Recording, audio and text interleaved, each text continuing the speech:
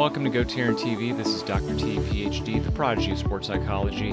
And as many of you have been watching my video channel in the last couple months especially, I've been really focusing and emphasizing on the professional and personal development of my own academic career as it pertains to my personal training business. And with my personal training business model, I try to distinguish myself with not only being, quote, the prodigy of sports psychology and the traveling trainer, but as well as being a doctoral research chair, actually at two different universities, one at Grand Canyon University and the other most recently at the University of Arizona Global Campus.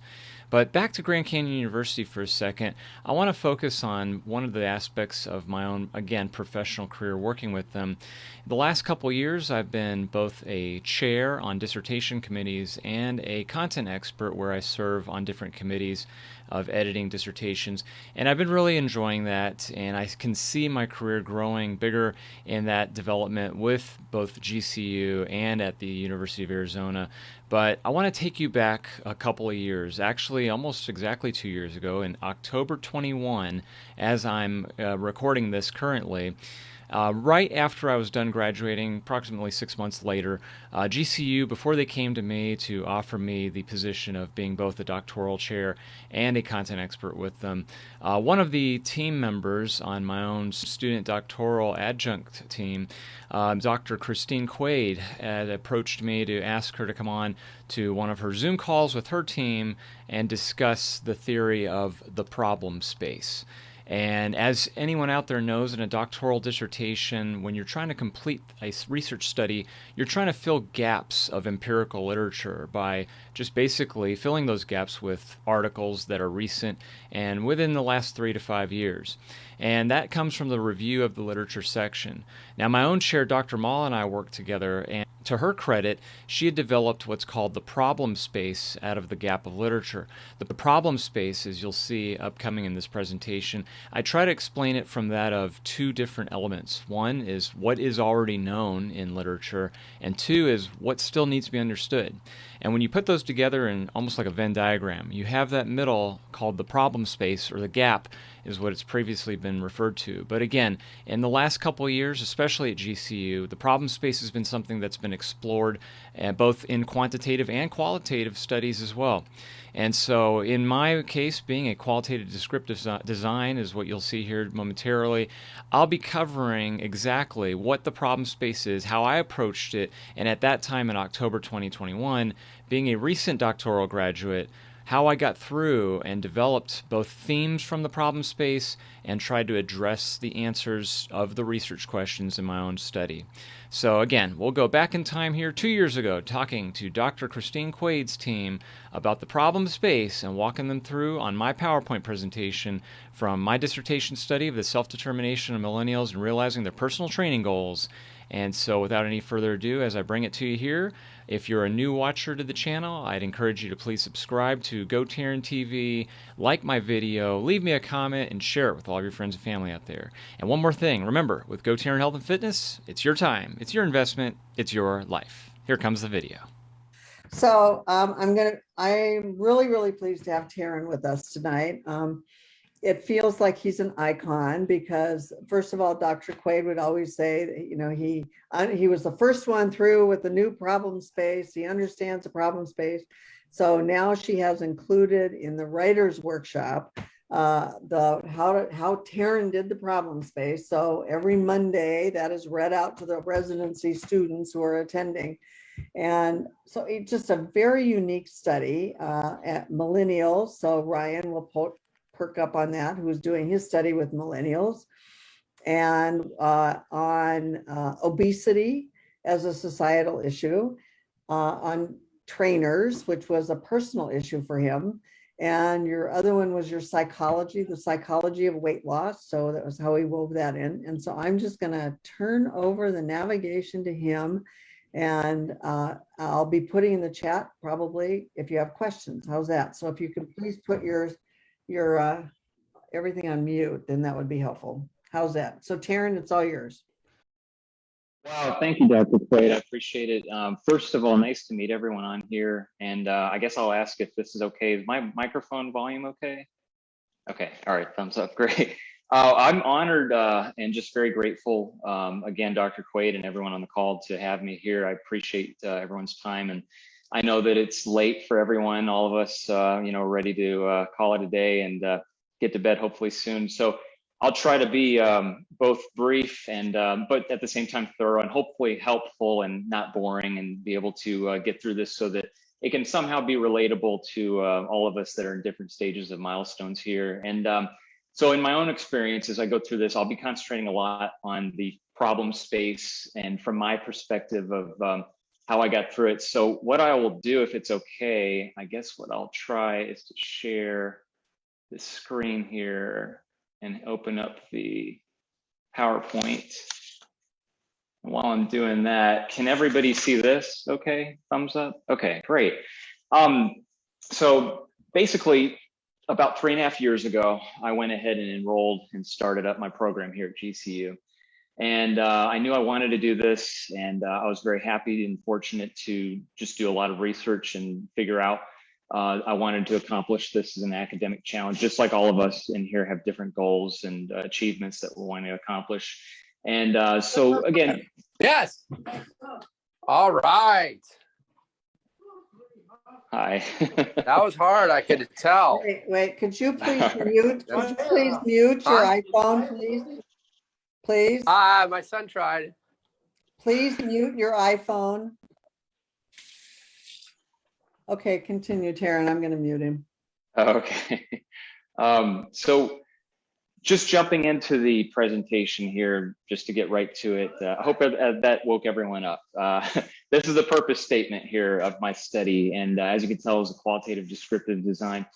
And lots of help from my chair, Dr. Mall, who I'll get into discussing how we worked this whole problem space phenomenon together and created this template. But to give you some backstory first, and just to be very transparent, by profession, I'm a personal trainer. I own my own personal training business. I've been a certified personal trainer for over 20 years. And basically, in doing this study, I wanted to relate it to something that I thought would be both unique, but also helpful to myself and also helpful to all of my personal training clients, most importantly. And in this whole program, I almost felt like I was kind of like a guinea pig with my chair, Dr. Mall. And I think a lot of you may have met her or seen her presentation. And my goal on this kind of little presentation on my part of problem space was to kind of define and go from where she left off on her presentation.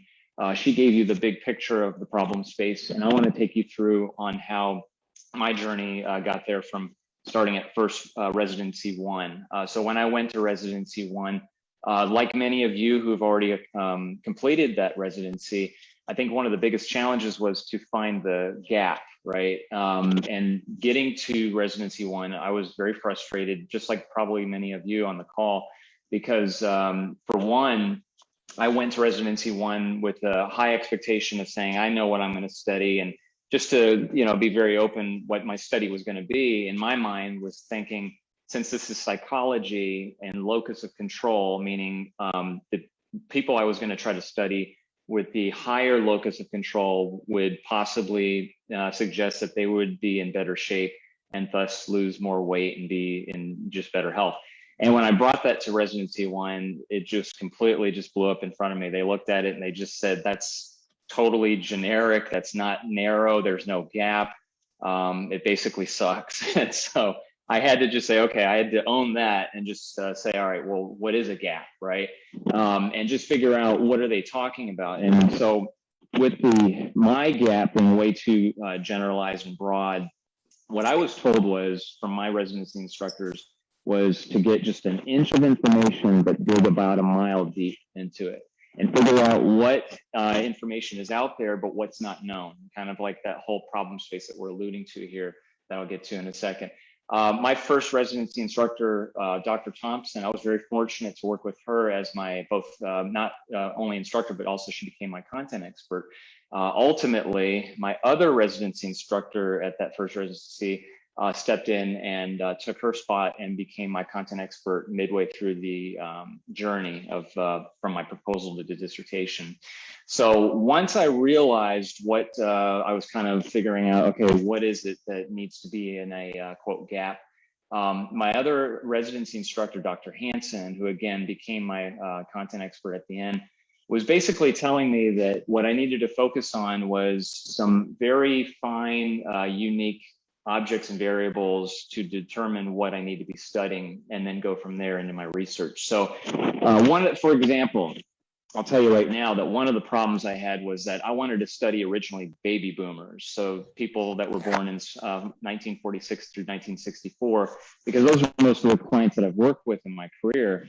But Dr. Hansen had told me, I think you probably need to focus your study on a younger generation because there probably might be more information that could be filled in that quote gap.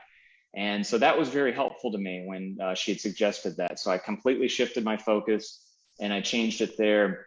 I knew I left residency one thinking I wanted to do a qualitative study because I was more interested in the how and why versus numbers and quantitative, because that is not my area at all. I knew that right off the bat.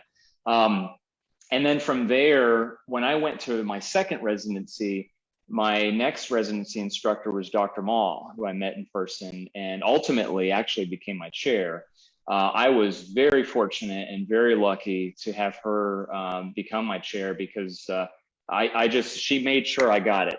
In my mind, I was just thinking like, her level is way up here and I'm way down here. So I'm trying to get to her level of intelligence and I always fail. But she always puts it out there to, in my layman's terms, be able to tell me what I'm looking for. So for example, in this new template that came out that we've all seen, as she mentioned in the introduction of the chapter and the background of the problem, they introduce you to this new term known as the problem space. And when I listened to the last call that Dr. Mall did last month, I know that there were questions on what is a problem space? What do you mean by this? One of the frustrations I heard from one of the learners was how it's hard to find a gap. And now we're being thrown with this new term of problem space. And when I first learned what the problem space was, that's when I realized that my study was kind of originating and being organic into creating kind of a blueprint or, the probably different types of charts and graphs that Dr. Mall shared on her PowerPoint, like this one right here, because I liked how she basically put it in a very easy 6-step process from how you attack your paragraphs.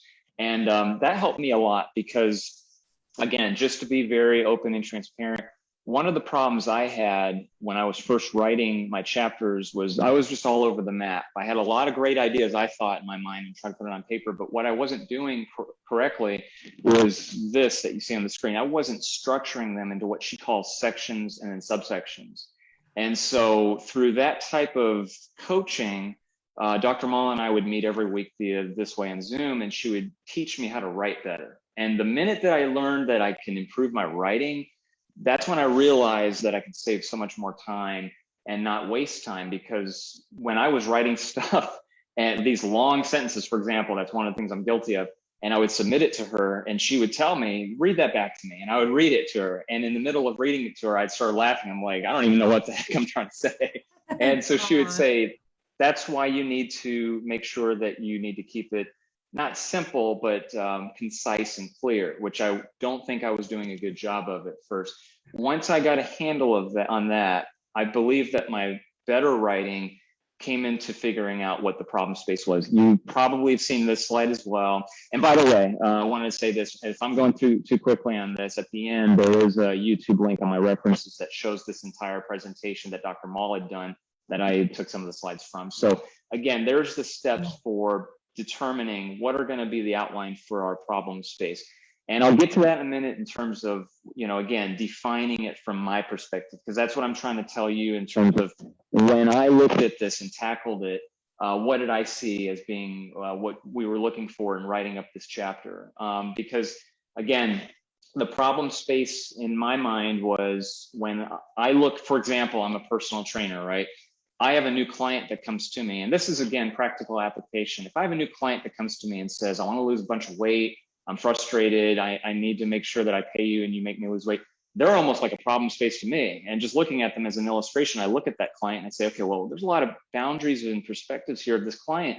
I could tell that they're in a hostile mood. I can tell that they weren't happy with their last trainer. They're looking for a decent price, not to be, you know, spending too much money. So there's a lot of areas and perspectives that a healthy balance of determining in that analogy of, you know, so again, I can really take this to both a practical application of working this in psychology and also a theoretical application, which I'll share later when I get to my summary and conclusions on this.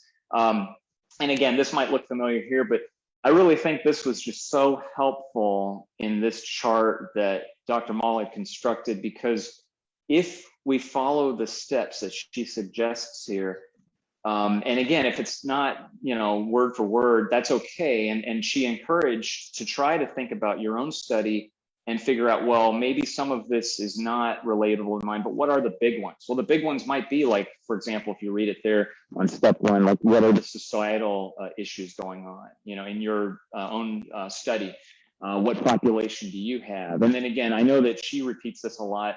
The last one, your degree and concentration. She kept reminding me of that of myself. She kept saying, Taryn, you know, what, and mine was, by the way, performance psychology.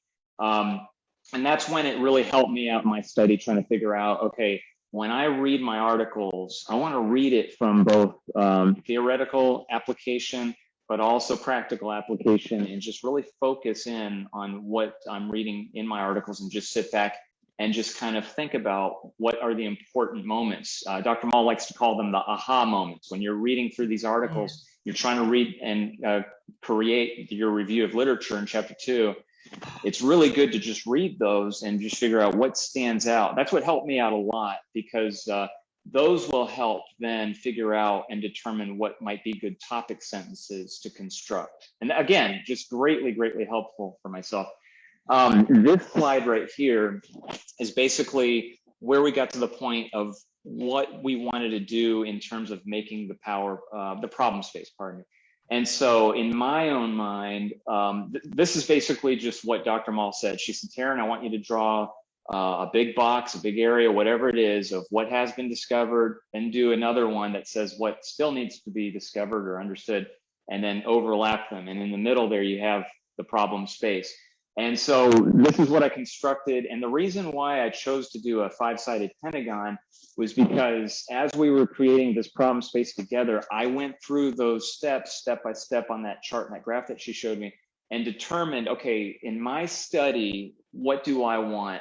And before I knew it was going to be a 5-sided pentagon here, I wanted to take what were the primary focuses of what constructed this whole problem space. And that's what I came up with. So for example, if we go to the top left and work our way clockwise down, we start with the obesity as a societal issue.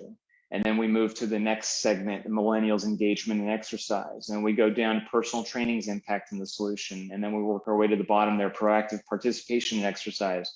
And then finally, opportunities from a psychological perspective.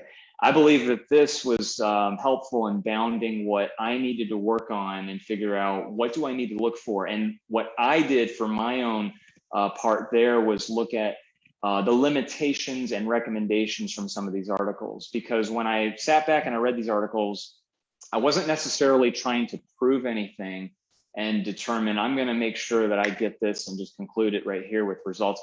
I wanted to just read what everyone in those articles read and just figure out in current information, what were some of the moments that stuck out to me? Did I see any common themes, for example? Were there patterns from these?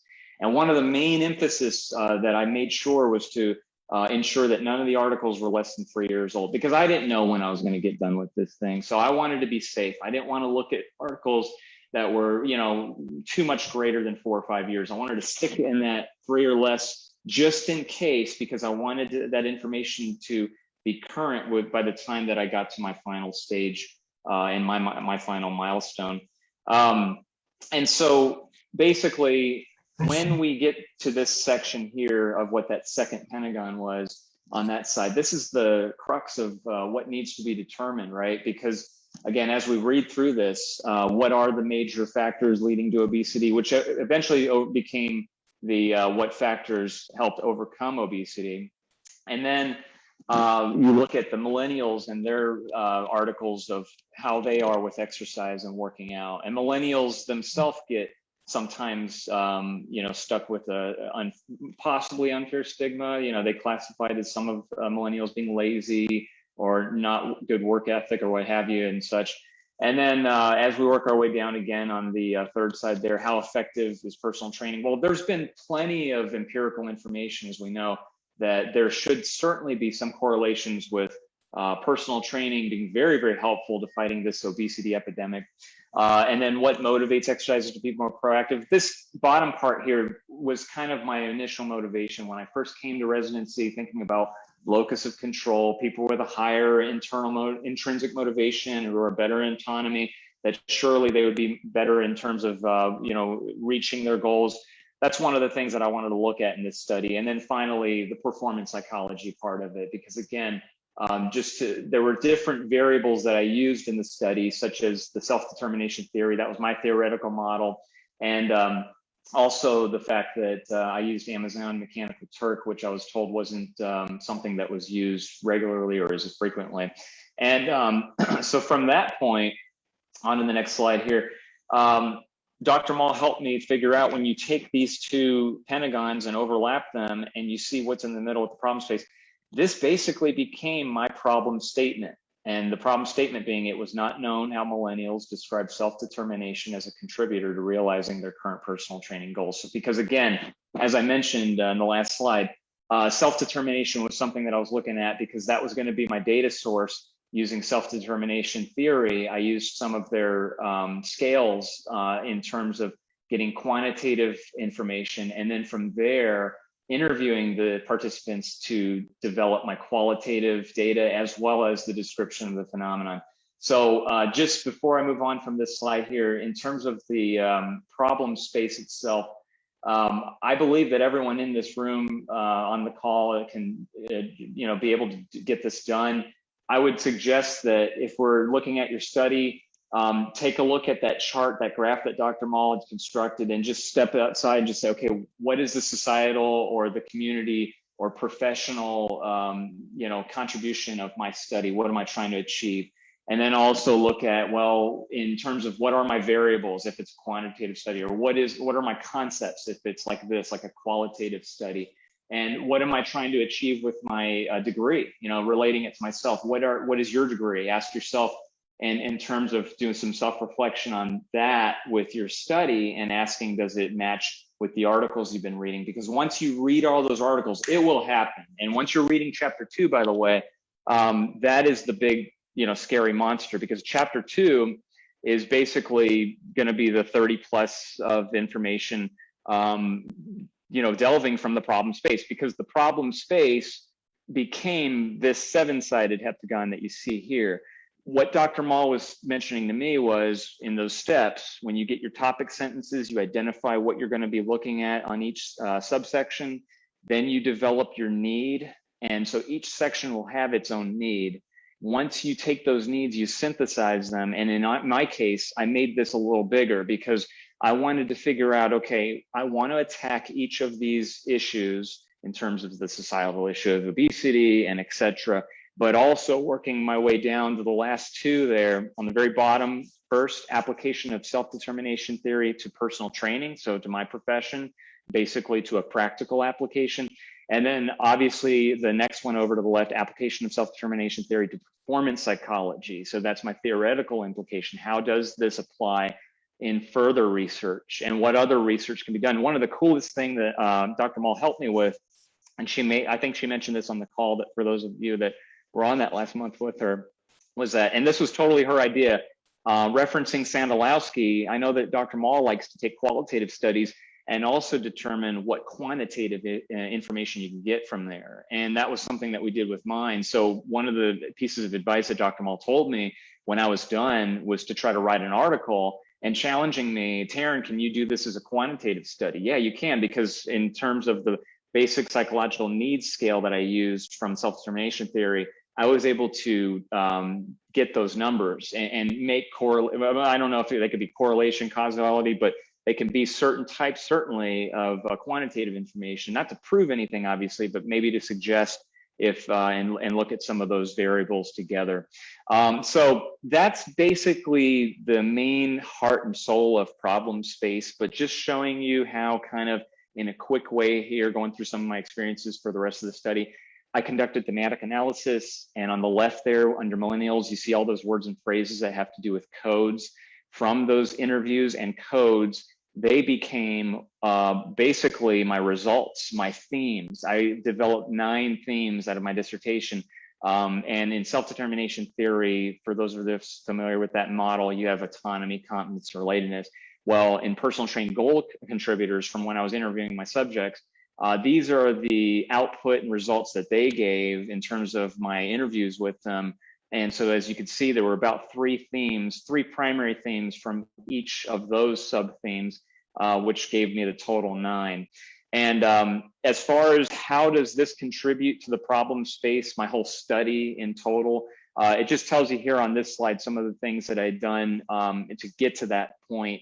And I mentioned this on the call before. I think everyone was on just a few minutes before we started recording, but I'll go ahead and say it. And I'm sure there's a lot of people on this call that could probably relate to me on this, that COVID, the pandemic, really altered the beginning of my data collection, because when I was at that point and I had gotten through the first part of the AQR and gotten through level 2 peer review, I was ready to do my data collection. I was ready to go to fitness centers and gyms and be able to meet people and do, just face-to-face meetings and go in. And that was all thrown out the window, obviously, because that was around the time when everything was shut down, literally March or April of last year here in Atlanta, Georgia, where I'm at. All the gyms and fitness centers were closed. So that idea was not going to happen. But thankfully, like we're doing here on Zoom, I was able to go through that and be able to interview the clients that way. Now, I will say this as well, too. I mentioned this a couple minutes ago, Amazon Mechanical Turk was the platform that I used to both get my subjects, interview them, get the summary of data, and it was fast. It was really quick. I got all of my information from the first part of my data source in 1 week's time. That saved so much time, and it was very affordable, very cost effective. The second step of that, in terms of interviewing those participants and getting them, took just another couple of weeks, and I was done. All I had to do from that point, I had my data, I just had to go ahead and write it. So I worked pretty quickly in that part. What I'm most happy about and kind of proud to share with you on these next 3 slides here, and I'll go through them pretty quickly. Thanks to Dr. Mall, she helped me create this table, that's the word I was looking for, called the Factors Defining a Mutual Personal Trainer-Client Relationship to Realize Success. So as I mentioned earlier, I wanted to take away something with this dissertation. Originally, the reason why I entered GCU and to go to school was, how could I help my clients? How could I be a better personal trainer? How can I make my business a better brand? And I am showing you the next 3 slides here that I'm very happy about, because this is the achievement of taking those themes. So what you see here on this first page are the first 3 themes of autonomy. In other words, if you go down the left column, they're looking at goal attainment, self-discipline, and making the best choices. So this basically gives you a 2 perspective, both from the personal trainer and then from the client. And so, for example, if the personal trainer is looking to start their own business or pick up new clients, what have you, they could take this table and look at those 2 different perspectives in terms of what works according to research in this dissertation, because you have autonomy. The second table here, in terms of self-confidence, personal excitement, injury prevention, we're talking about competence. And then finally, emotional connection, mutual caring relationship, encouragement, dissonance, your relatedness part of self-determination. So anyway, that's what led to finally figuring out, well, what is my ultimate contribution to this problem space? Like, what did my study discover? What did I contribute? And I think at residency, Dr. Berger said it best when I went there, and he had mentioned to everybody that our dissertations are going to be like a little speck in a great big ocean. And that's what we need to realize, is that whatever the openings are, whatever these gaps, whatever the problem space is, this is my little tiny fraction of a contribution to this industry, both theoretically and practically. And so when you go around, basically what my study had concluded with results was just hammering in, saying, look, if the self-determination is low, that could lead to obesity problems. And also, if you go around, you look at the autonomy, competence, and relatedness, those three themes on each subsection, we're just kind of reinforcing that's what really helped the study. And then finally, the last table that I mentioned, the last 3 slides, that was the factors defining mutual personal training client relationship. I like how it kind of tied everything together on that final pentagon, and just showing that's how, I mean, I think this might be the last page of my dissertation and before it gets to all the appendixes and such. And I was just really happy. I was so excited to see that, because that if you look at this slide right here, this is what, if I get a call from a new client and asks, well, how can you help me? Like, what do you offer that other personal trainers might not be able to help me with? This is the first thing I'm going to think of. I'm going to be like, well, let's take a look how, and I'll interview them. And I'm not going to interview them as an academic interview and saying, tell me about your autonomy, competence, but rather I'm going to break it down into layman's terms and say, well, you know, how do you work independently? For example, if we're talking about autonomy, or if we're talking about competence, how much help do you need mastering the skill of, you know, weight loss and nutrition and diet, et cetera.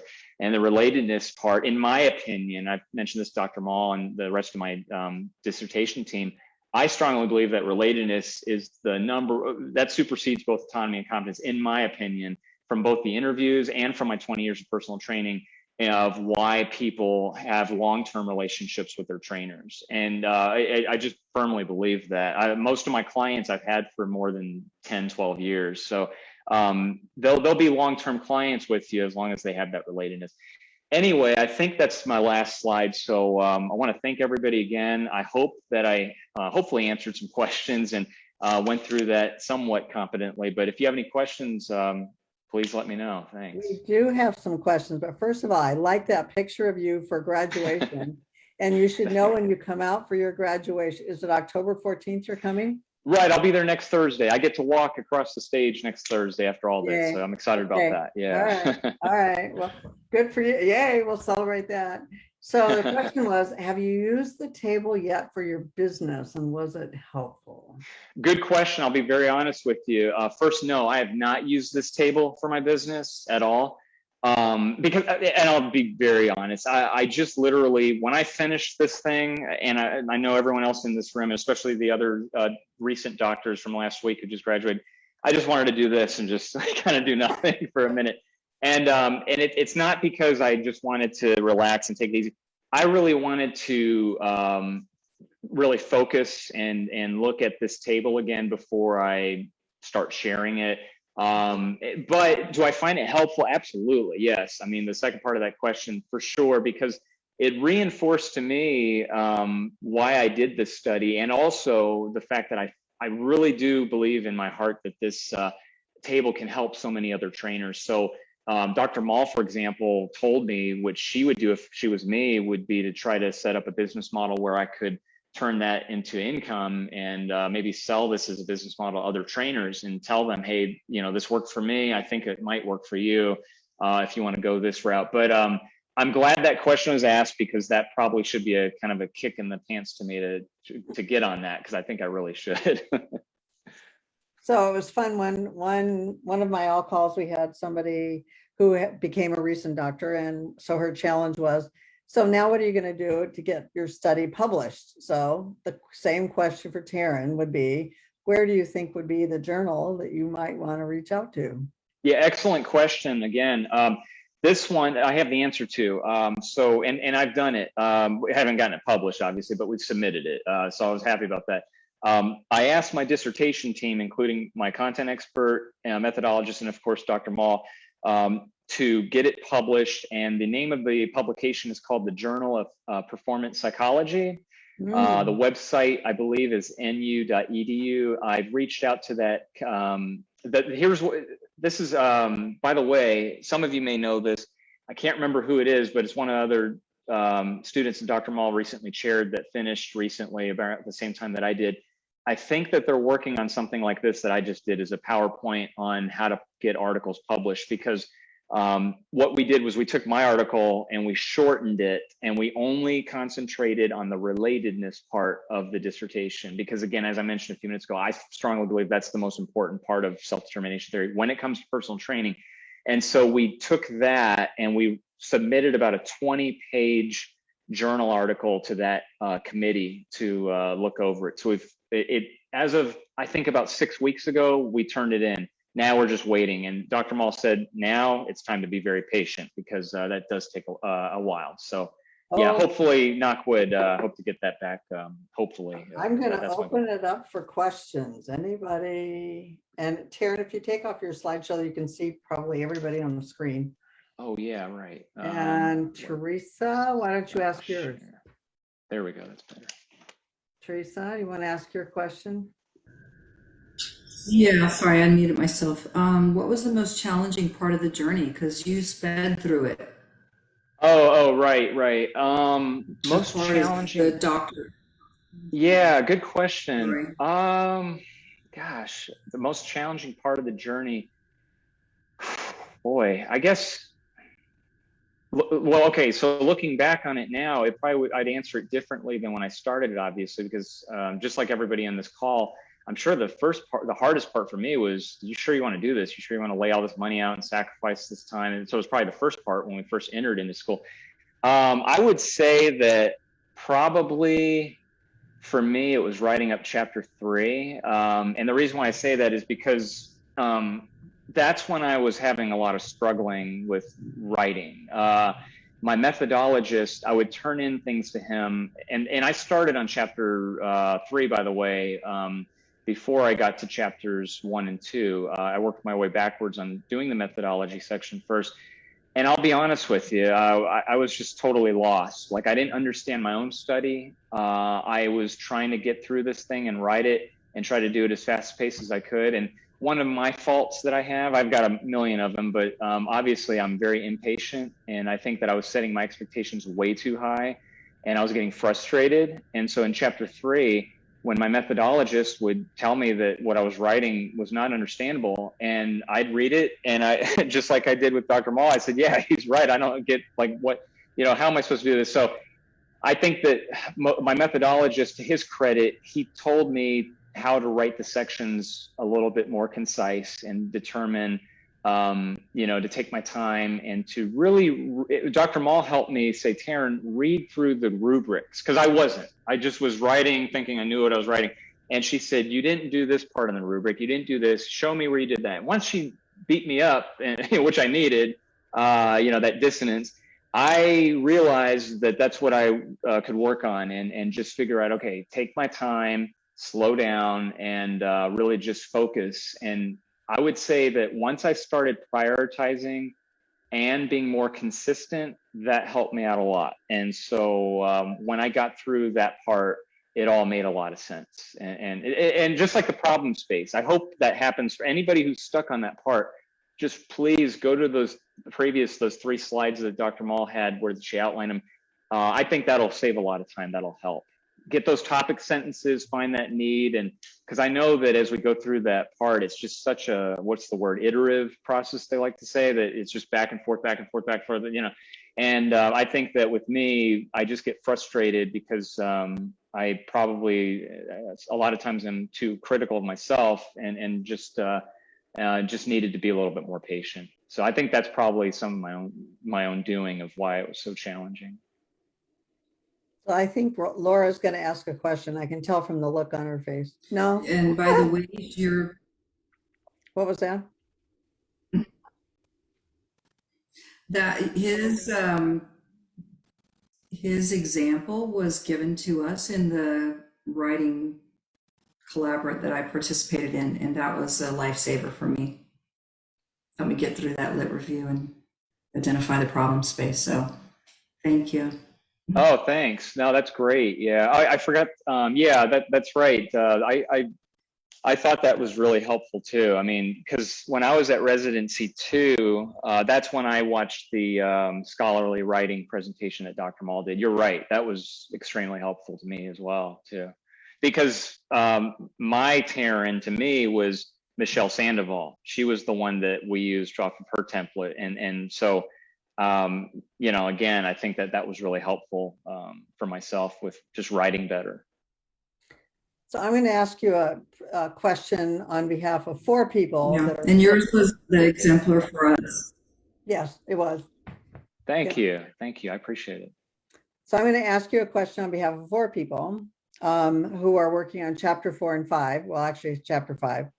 So you did a beautiful job of pulling your study forward and saying, what meaning did you make of it? How the heck did you advance the use of or understanding of a theory that is so seminal? Oh gosh, wow, that's a really hard question. Well, you know, I'll say this. I reached out to the founders of self-determination theory, their website, selfdeterminationtheory.org.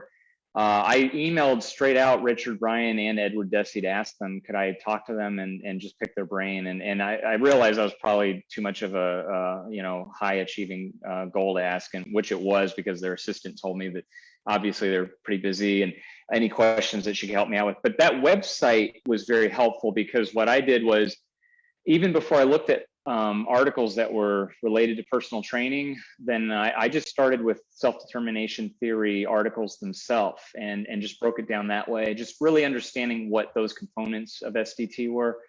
And also what I realized is that I think I was fortunate that there's not a lot of information or literature on personal training as a concept out there. And I'll say this as well, I have not met another PhD or doctoral level person who's a personal trainer. I just haven't. I don't know. And that was one of the reasons why I went with that theoretical model, because I thought that that was something unique and kind of new that could kind of really blend really well with personal training. So Rob has got a question. Thank you. First of all, Taryn, thank you for your presentation. Thanks, my pleasure. You did a great job, and thank you, Rob. We all appreciate it. Thank you. I think one of the things I noticed is just how much you mentioned Dr. Mall, and it sounds like you guys had a great working relationship, and you really got a lot from that relationship. My question to you is, how did you get her to work with you as much as she did? Yeah, I'll say this right now humbly, that there's no way I'd be sitting here talking to everybody without Dr. Mall. I mean, it's period. I'd either still be in the program or I'd quit or I'd be kicked out, one or the other. I'm very lucky because Dr. Mall, to her credit, gave me as much time as I needed every single Saturday. That's when we met on Zoom, to coach me. And she went above and beyond. And I have to give her credit for that, because I'm sure I wasn't probably the easiest student to chair, in terms of, my expectations were I wanted to just get this done as fast as possible and to get on this. And that's why I devoted so many hours to this. But I can't speak for Dr. Mall of why she gave me that time, but we really, when I met her at the second residency, again, she was my instructor, I tried to go over and pick her brain as much as possible. I can tell you that anytime it was a coffee break or lunch break, the first thing I did was I went right up to her, and I just went up and just questioned her. And we had a lot in common. We both have martial arts backgrounds, for example. And I found that like really good chemistry, just learning from her, like that we were kind of on the same wavelength. When I left residency 2, the last thing I told her before she accepted me as a chair, I said, gosh, I really wish you were my chair, because that'd be so cool. Like you understand my studies so well. And she said, oh, okay, yeah, why not? Let's do it. Here's my cell phone number. But then the last thing she told me was, you better be ready to work hard, because we start Monday and there's no slacking. I said, okay. And so again, I am very fortunate and very lucky. I'm not going to ever say that I, did this all on my own without help. My dissertation team was awesome, every single one of them. But Dr. Mall, again, I have her to credit and thank, because she's probably the smartest person that I've ever met in my life. So there's 2 things here, Taryn. For all the qualitatives on this call, Dr. Mall will be their AQR reviewer. So that they're already tracking. And she's probably the only one at GCU that gets to say who she's going to chair. Okay. Yeah. Signed. Yeah. That's the thing. Like, I guess the best advice I have, if I knew that I was in your shoes and Dr. Mall was going to be my AQR reviewer, I would look at the rubrics as much as possible and honestly ask, did I answer these rubrics, and get them in order that she's really big on the scholarly writing, making sure that everything is proofread, that there's the transition sentences. She's really big on that.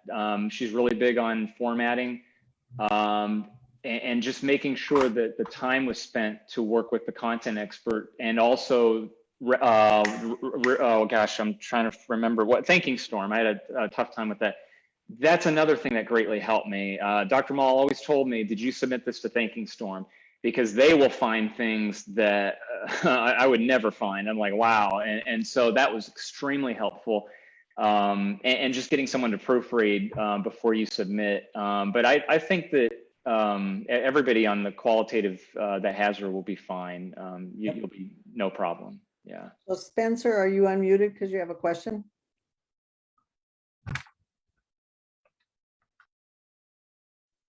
No. Kim has a question. Just to follow up on Thinking Storm, when you sent things to Thinking Storm, did you like send a whole chapter, or did you do like chunks of sections, or what was your strategy with Thinking Storm?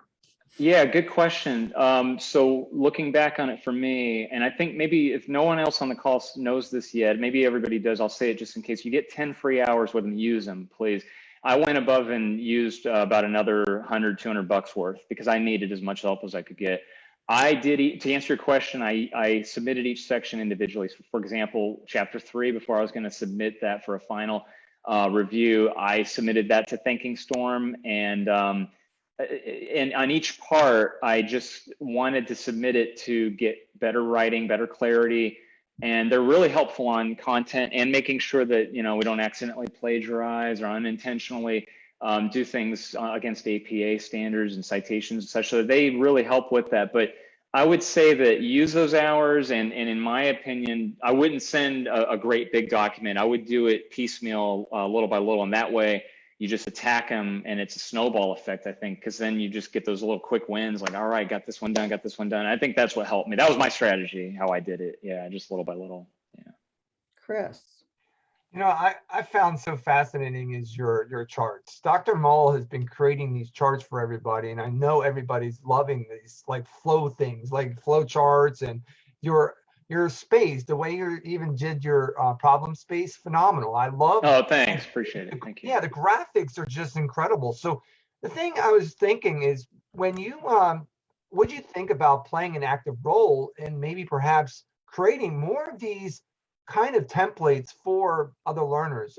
You mentioned your struggle during chapter 3. Now that's a big one. You probably have taken a lot from what you struggled, and if you probably can synthesize it and put in a brief table, in other words, like, and I just think about how you could contribute to other learners right now in a significant way with all the formalities, or with all the charts, and just simplicity is what I'm talking about. Because we as young people, we're through this process, we get overwhelmed real quick.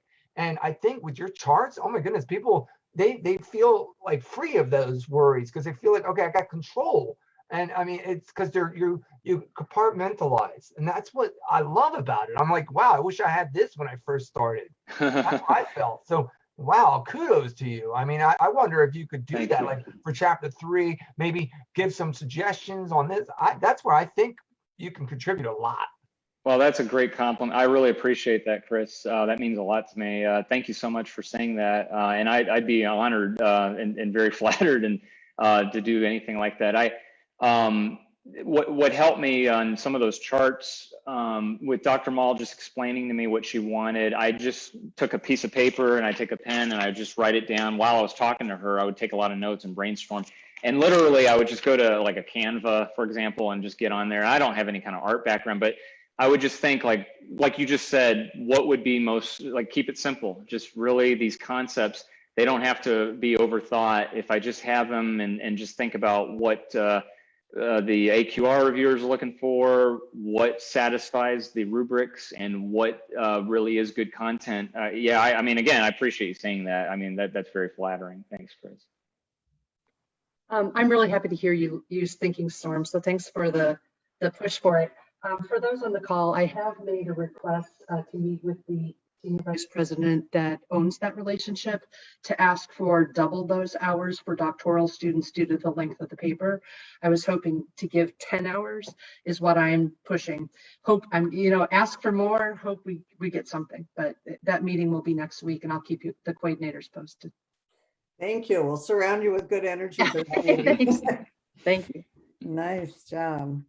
Last call for question. Real quick, you mentioned Canva,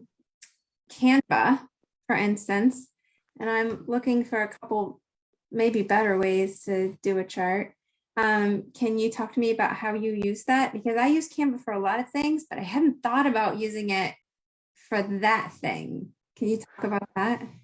Yeah, so basically, like for the charts, for example, I would literally just go on Excel for myself and I would just grid out what I thought looked right in terms of what made sense.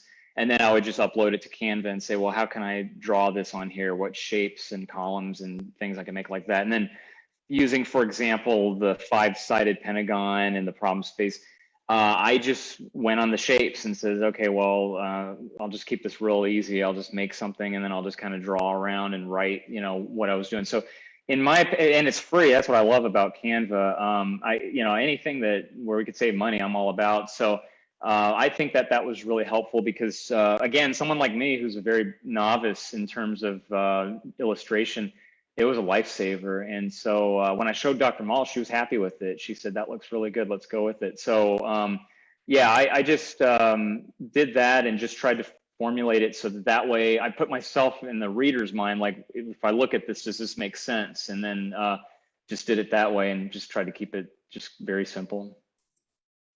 Thank you. I've been trying to use SmartArt and I've found that it's not very smart. And so I appreciate another approach. Thank you. My pleasure. So Taryn, thank you so much for this tonight. What a great gift. Nice. Thank you. So we take the recording, we put it in a YouTube as an unlisted, then I send it out to everyone. So you can share the recording if you wish to. And do you want me to share your PowerPoint? Yeah, please. I've sent it as an attachment. And I'll say one more thing too. I apologize. I've seen that I've got like 11, it looks like chats down there. And I'm very new to Zoom myself, honestly. So after I leave out of here, is it okay that I can just respond to everybody that way on the chat? You've answered all the questions. Oh, good. Okay. I was looking at that. I wasn't sure if that's what that. Okay, good. Okay. I was your Vanna White for a while. Thank you, Dr. Quaid. Appreciate it. So group, I want you to give a shout out to Laura, Jorge, Chris, and Janie, who are all going into AQR level 5. They are really reaching hard. They pulled several all-nighters so that they can get into the queue, so that they can get into the Dean's Read by the end of the year. So we've got 4 more in the pipeline. And then Teresa is right behind them. So it's like I'm tracking everybody. Yay. So we'll have some more new members in next month. So yay. Thank you, Taryn, so much. Thank you, everyone. Good luck to everybody in here too. Take care. Nice to meet you all. Yep. Bye-bye.